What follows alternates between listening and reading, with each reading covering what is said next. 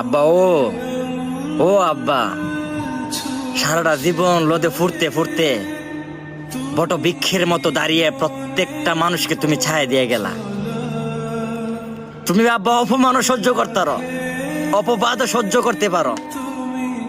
এই জীবনের লগে এত দিনে বছরের পর বছর তুমি স্ট্রাগল করতে করতে তুমি নিঃস্ব হয়ে গেছো আব্বা।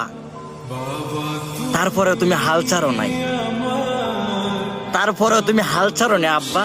এই জীবনের লগে যুদ্ধ করতে করতে তুমি এখনো পর্যন্ত টিকে আছো।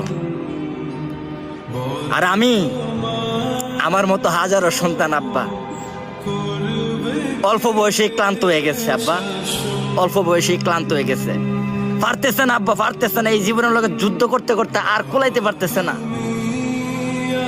তুমি সেরা আব্বা, তুমি সেরা, সত্যি তুমি সেরা।